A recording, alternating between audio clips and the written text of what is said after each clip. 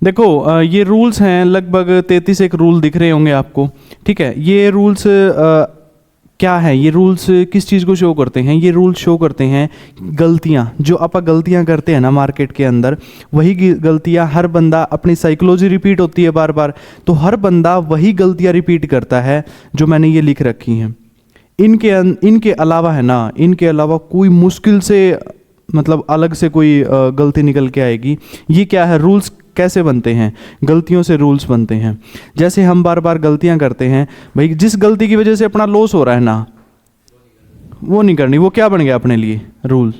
ठीक है भाई, जिस चीज़ से बार बार लॉस हो रहा है, वही चीज़ क्या कर रही है, अपने को लॉस को बढ़ाएगी।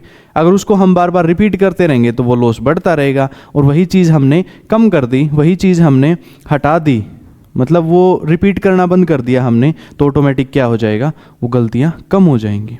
ठीक है, तो यही चीज़ है जो क्या शो करती है अपने को, एक ट्रेडर की लाइफ मतलब चेंज कैसे होती है। ठीक है, अब आप देखोगे स्टार्टिंग से बंदा मतलब मेहनत करता है, चार्ट देख रहे हो आप, 100 150 चार्ट भेज रहे हो, देख रहे हो। ठीक है, ये है थ्योरेटिकल, अभी तक चल रहा है थ्योरेटिकल रट्टा। जब आप प्रैक्टिकल करोगे ना खुद, जब वो प्लस माइनस हो रहा है, जब वो पैसा ऊपर नीचे हो रहा है, तब वो अपना इमोशंस ऐड हो जाते हैं ट्रेडिंग के अंदर। जब तक आप मतलब डेमो अकाउंट में कर रहे हो, जब तक आप पेपर ट्रेडिंग कर रहे हो ना, तब तक हमारे इमोशंस नहीं होते। अब अभी तक आप देख रहे हो चार्ट के ऊपर परफेक्ट कैंडल स्टिक ढूंढ रहे हो, परफेक्ट स्टॉप लॉस और टारगेट मिल रहे हैं, अभी तक पीछे जाके देखोगे। लेकिन जैसे ही आप खुद ट्रेड करते हो ना, वहाँ पे खुद ट्रेड करते ही वो चीज़ें गायब हो जाती हैं। क्यों गायब हो जाती हैं? क्योंकि वहाँ पे अपनी साइकोलॉजी ऐड हो जाती है, वहाँ पे अपने इमोशंस ऐड हो जाते हैं, और यही चीज़ है जो अपने को बाकियों से अलग करेगी। यही चीज़ है, अगर आपने खुद का कंट्रोल, अपने इमोशंस का कंट्रोल एक सेटअप के ऊपर, एक बेस पे काम कर लिया, तो ऑटोमेटिक बाकियों से हम अलग हो जाएंगे। ठीक है, तो सबसे पहला रूल है trade like robot, kill the emotions. Trade like robot का मतलब क्या है? रोबोट कैसे काम करता है? कैसे काम करता है रोबोट? जो इंस्ट्रक्शन उसके अंदर फीड की गई हैं, जैसा उसके अंदर मतलब इलेक्ट्रॉनिक जो चीज़ें डाली गई हैं, वो वैसे ही काम करेगा। उसके अंदर जो इंस्ट्रक्शन डाली गई है ना, वो वैसे ही बोलेगा, वो वैसे ही काम करेगा, वो वैसे ही मूव करेगा। क्या उसके अंदर इमोशंस हैं? है रोबोट के अंदर इमोशंस? बिल्कुल भी नहीं है। तो ट्रेड लाइक रोबोट का मतलब क्या है? सबसे मेन और सबसे इंपॉर्टेंट है, मतलब जब आप ट्रेड करते हो ना, तो कैसे ट्रेड करो, मतलब बिल्कुल रोबोट की तरह। रोबोट की तरह का मतलब क्या है? क्या है मतलब रोबोट की तरह? मतलब कि आपका जो सेटअप है, आपकी जो स्ट्रेटजी है, उसके ऊपर डटे रहना है आपको भाई। कि मतलब आपका ये स्टॉप लॉस था, तो उसी स्टॉप लॉस पे एग्जिट होना है। आपका ये टारगेट था, तो उसी टारगेट पे एग्जिट होना है, ना कि आपको इमोशंस के बेस पे, यार 1000 रुपये आ रहे हैं यार, निकल जाता हूँ यार, क्या पता ये स्टॉप लॉस निकाल दे, काट देता हूँ इसको, नहीं यार बड़ा प्रॉफिट होगा, रखते हैं इसको, टारगेट पे नहीं निकालते, यार बड़ी क्वांटिटी उठाते हैं, ये स्टॉक तो बहुत ऊपर जाएगा, आज मेरे को लग रहा है यार मार्केट नीचे गिरेगा, शॉर्ट कर देते हैं, आज मेरे को लग रहा है मार्केट ऊपर जाएगा, आज बाय कर लेते हैं, आज मैडम ने बोल दिया, आज तो मेरे को लग रहा है मार्केट ऊपर जाएगी, तो उसके मैडम के बेस पे सब ने बाय कर लिया, टेलीग्राम ग्रुप पे टिप आई है, वो बाय कर लिया। तो ये चीज़ें, ये अपने इमोशंस हैं, इनको हटा के अपने को क्या करना है?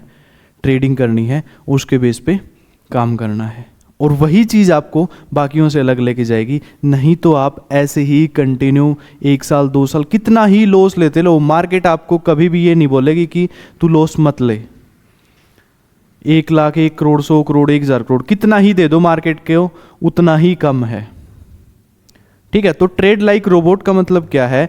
जैसे मार्केट आपका सेटअप बोल रहा है, जो आपकी स्ट्रेटजी बोल रही है, ये स्टॉप लॉस है, ये टारगेट है, ये एंट्री है, ऐसे ट्रेलिंग करनी है, ये सपोर्ट है, ये रेजिस्टेंस है, यहाँ पे ये चीज़ है, बिल्कुल परफेक्ट अपने सेटअप के अकॉर्डिंग काम करना है।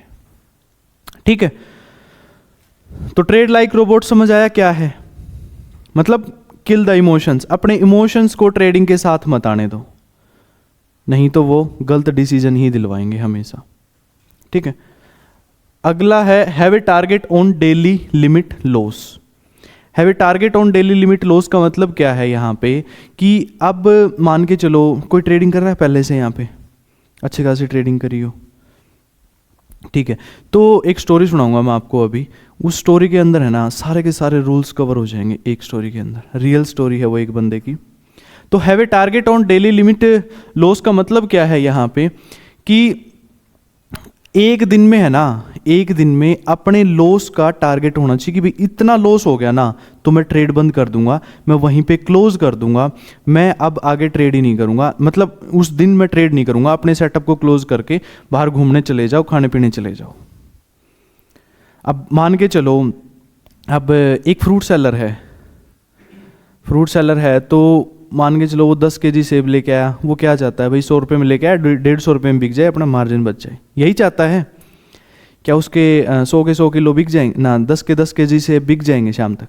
जरूरी है ये बिक जाएंगे? नहीं है। अब उनमें से 1-2 किलो खराब भी हो सकते हैं, हो सकते हैं। तो वो क्या चाहेगा यार, 2 किलो 8 किलो तो सेल हो गए, 2 किलो खराब हो गए, तो 100 रुपये में लेके आए थे, अब क्या करेगा वो 2 किलो और ख़राब ले आता हूँ और 50 के रेट में, तो एवरेज हो जाएगा दोनों का कि भाई 100 में लिए थे वो ख़राब हो गए और 50 में और ले आया 2 किलो ख़राब, तो एवरेज 75 हो जाएगा और फिर इनको ऊपर बेच दूंगा। ऐसा करते हो? नहीं करते, कभी भी नहीं करता। लेकिन हम यहाँ पे क्या करते हैं, एक ट्रेड का स्टॉप लॉस हिट हो गया, 100 वाली चीज़ 80 में आ गई और लेते हैं, 70 आ गई और लेते हैं, 50 आ गई और लेते हैं।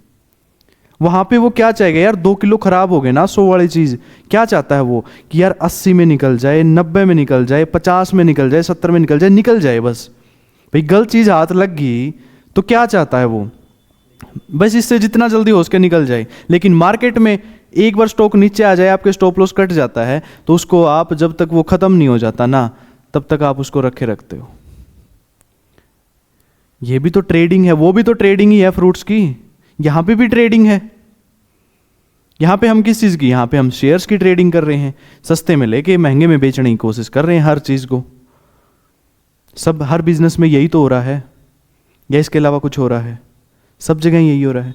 तो इस चीज को समझो, यहां पे अपने इमोशंस ऐड हो जाते हैं, यहां पे अपना P&L ऊपर नीचे दिखता है हमें, तो उस वजह से अपने इमोशंस ऐड हो जाते हैं, पैसा ऊपर नीचे तुरंत हो रहा है, तो इसकी वजह से अपने इमोशंस ऐड होते हैं। तो एक स्टोरी सुनाता हूँ, काफ़ी टाइम पहले की बात है, एक बहुत साल हो गए। एक मैं कहीं ट्रैवल कर रहा था और बस में था, एक बंदा मिलता है मेरे को, तो शाम से था, तो वो बंदा मतलब चार्ट वार्ट देख रहा था, सीट पे बैठा था, मैं ऊपर खड़ा था, सीट मिली कौन थी मैंने, तो वो चार्ट देख रहा, वीडियो देख रहा था यूट्यूब पे किसी की। तो भाई मैं ट्रेडिंग कर रहा था, तो वहाँ बंदा ट्रेडिंग करता पाओगे हो, ठीक है। तो मेरे को उसका सारा मतलब अगले स्टेशन पर कोई उतर गया था, तो मैं बैठ गया वहाँ पर उसका सारा, ठीक है। तो हुआ क्या, मैंने पूछ लिया वहाँ, यार ट्रेडिंग करता है क्या? हाँ, वो बोला मैं ट्रेडिंग करता हूँ। और उसने बताया कि ऐसे ऐसे मैं सीख रहा हूँ, ठीक है। तो मैंने बताया कि भाई मैं भी काफ़ी सालों से ट्रेडिंग कर रहा हूँ, 4-5 साल हो गए, तो मतलब 3-4 साल पुरानी बात है। तो वहाँ मैं भी कर रहा हूँ, काफ़ी अच्छा ये है वो है, मैंने बताया मेरे बारे में। तो वो थोड़ा सा मतलब फ्रेंडली हो गया था उस टाइम पे। बस में बैठे थे, हम एक सीट पर बैठे डिस्कस करने लग रहे ट्रेडिंग के बारे में, ठीक है। तो उसने मेरे को बताया कि यार हुआ क्या, एक बार मेरे पास कॉल आती है अपना इंदौर से, एक मैडम की कॉल आती है, और कॉल पे मैडम बोलती है कि सर आप ट्रेडिंग इन्वेस्टमेंट करते हो? आपके पास भी आती होंगी ऐसी कॉलें, सबके पास आती हैं, पहले भी आया करती, आज भी आती हैं और आगे भी आएंगी ऐसी, ठीक है। तो मैडम ने पूछा कि मैडम ने पूछा कि सर आप ट्रेड वगैरह करते हो या इन्वेस्टमेंट वगैरह करते हो? तो उसने बताया कि नहीं यार मैं नहीं करता, और बस मैं तो बैंक में जॉब करता हूँ, बैंक पीओ है, काफ़ी अच्छी सैलरी है और काफ़ी अच्छा चल रहा था सब कुछ, सरकारी गवर्नमेंट जॉब थी, ठीक है। तो मैडम ने सोचा कि भाई हाँ ठीक है, पैसा तो है मतलब बंदे के पास में, ठीक है। तो उसने बताया कि हम है ना आपको ट्रेड देंगे और आप इतना पैसा कमा सकते हो, आप ऐसे कर सकते हो, आप वैसे कर सकते हो। तो उसने अपने उसको भाई लालच दिया कि भाई आप इतना पैसा कमा सकते हो। तो सेठ जी थे वो, तो उन्होंने बोला यार ठीक है, एक बार ट्राई करने में क्या जाता है। बोला मैं ट्रेड नहीं करूँगा। तो मैडम ने बोला ठीक है ट्रेड मत करियो सर, आप सिर्फ मेरी ट्रेड को देखियो, मैडम बोली। तो उन्होंने अगले दिन ट्रेड आई, ठीक है, और अगले दिन ट्रेड आई तो जो भाई बैंक निफ्टी की कॉल दी होगी उन्होंने, 200 वाली चीज़ 400 होगी। वाह यार, बोला सेठ जी तो राजी हो गए, बोले यार बहुत बढ़िया, मतलब डबल हो गया एक दिन में पैसा। मैं पूरा बैंक में एफडी करता हूँ, ये करता हूँ, वो करता हूँ, मेरे को 7% एक साल में मिलता है, यहाँ पे 100% मेरे को एक दिन में मिल गया, एक झटके में। ठीक है, उस दिन ट्रेड नहीं करी थी सेठ जी ने। तो बोला यार एक दिन तो तुक्का भी लाग सका है। वो बोला अगले दिन फिर दिखाओ।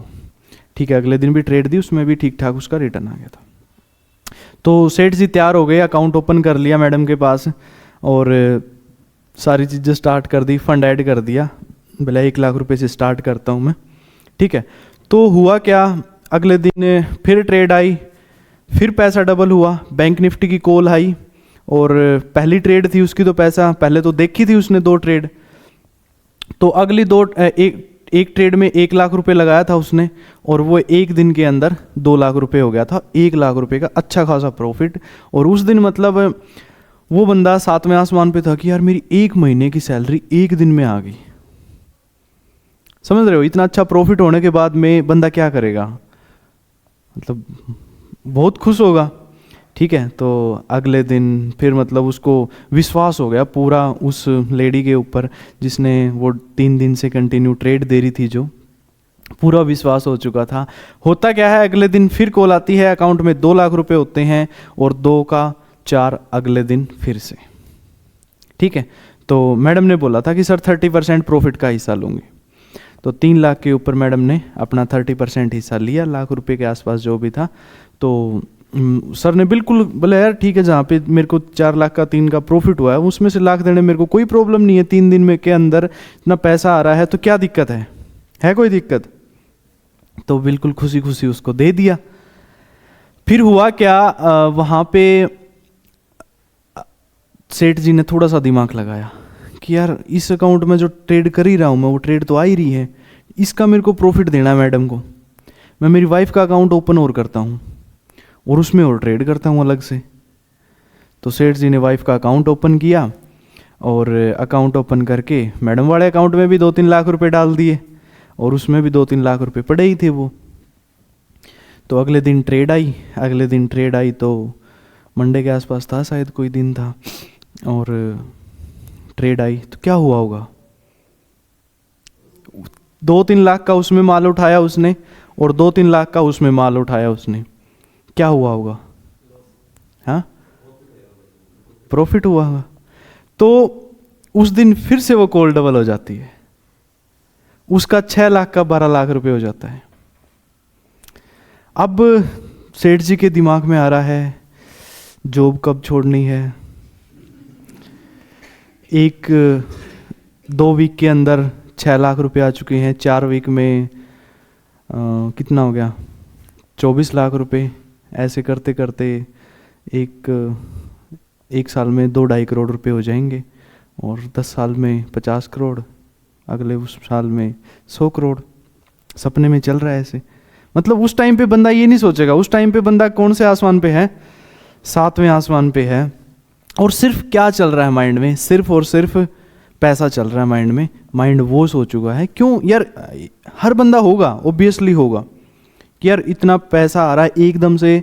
जिस बंदे की सैलरी 1 लाख रुपए मंथली सैलरी है, उसको 1 लाख रुपए दिन का मिल रहा है, तो वो बुखड़ाएगा, ऑब्वियसली बुखड़ाएगा, वो मैनेज नहीं कर पाएगा। अब जैसे कौन बनेगा करोड़पति में जो सबसे पहले जिसने 7 करोड़ रुपए जीते थे ना, वो एक ऑटो चलाता था बंदा, ठीक है, और वो आज तक मतलब 7 करोड़ रुपए जीत के वो दोबारा से आज ऑटो ही चला रहा है, क्योंकि उसने कभी इतना पैसा एकदम से देखा ही नहीं, वो मैनेज ही नहीं कर पाया उसको। समझ पा रहे हो? तो वही चीज़ सेठ जी के साथ हुई। उन्होंने भी, वो भी इन इमोशंस को और इस पैसे को मैनेज नहीं कर पाए। तो सेठ जी के माइंड में आया कि यार अब तो सोने के अंडे देने वाली मुर्गी मिल चुकी है, तो पैसा तो आ ही चुका है, 6-7 लाख रुपए प्रॉफिट आ चुका था। तो सेठ जी ने क्या किया, अपना देखो सेठ आर्टिस्ट हैं तो थोड़ा हाथ धर्म पुण्य में और पूजा पाठ में ज़्यादा होते हैं, आपने देखा होगा। होते बहुत हैं, सभी होते हैं, मैं भी हूँ, ठीक है। और बट सेठ जी ने क्या किया, जो 7 लाख रुपए प्रॉफिट आया ना, उसकी भाई सवामणी लगा दी पहले तो, ठीक है।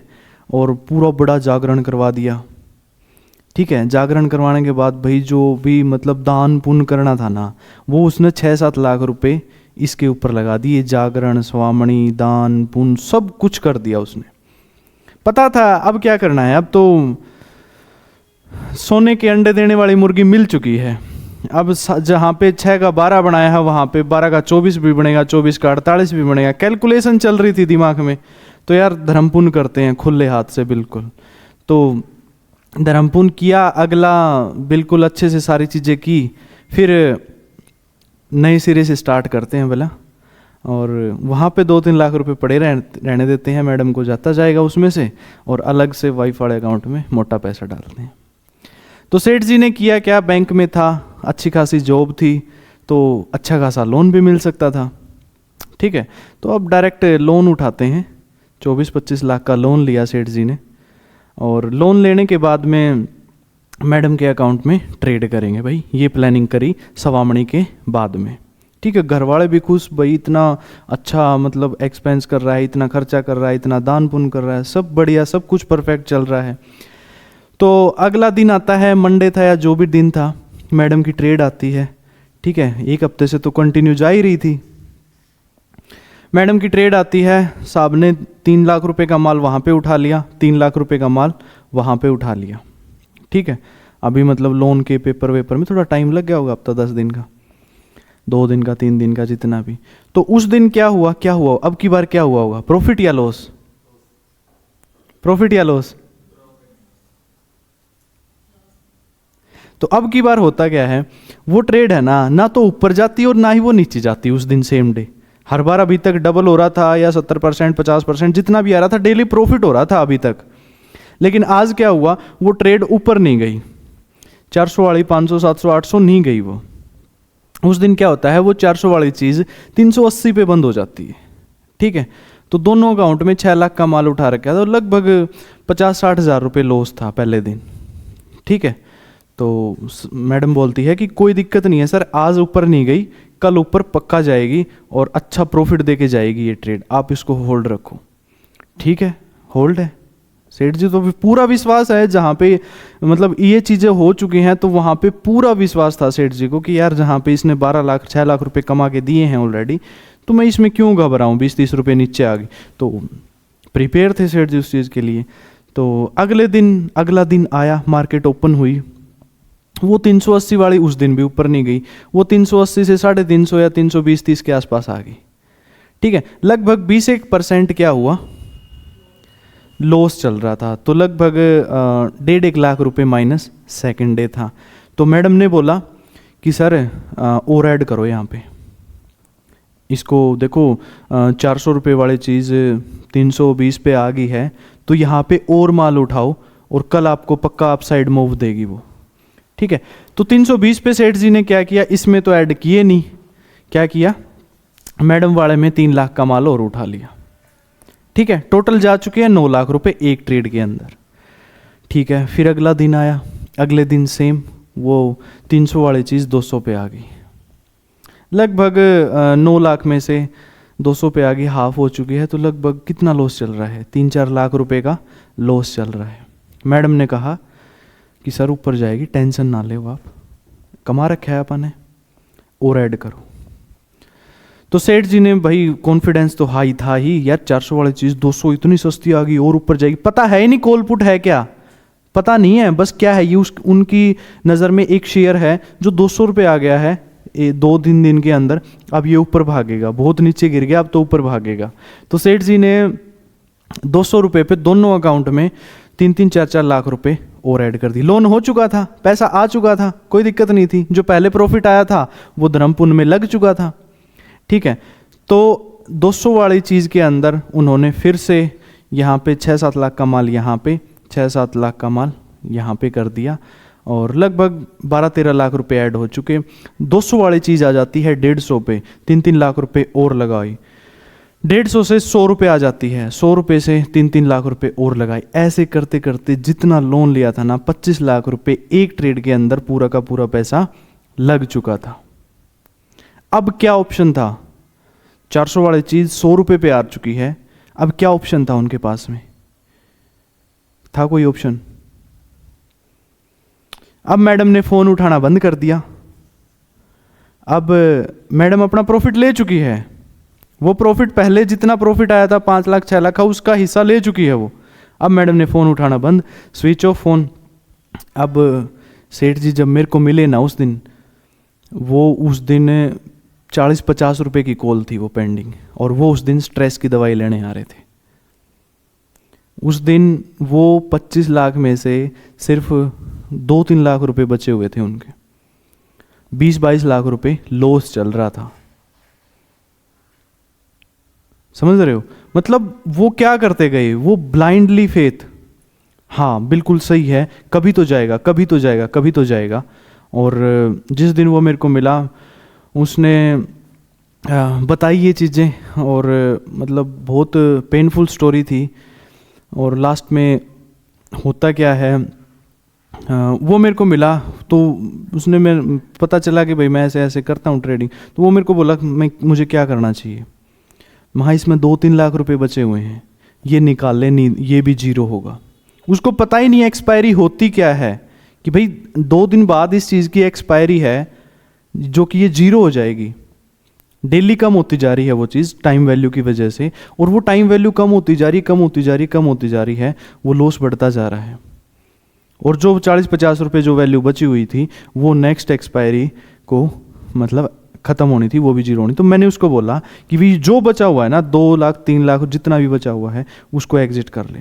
लेकिन इतने बड़े लॉस के बाद में है ना, माइंडसेट क्या होता है, यार जड़े 20 चले गए यार, 2-3 लाख की करूंगा बचा के। एक होप रहती है, क्या पता ये 50 वाली चीज़ 500 हो जाए।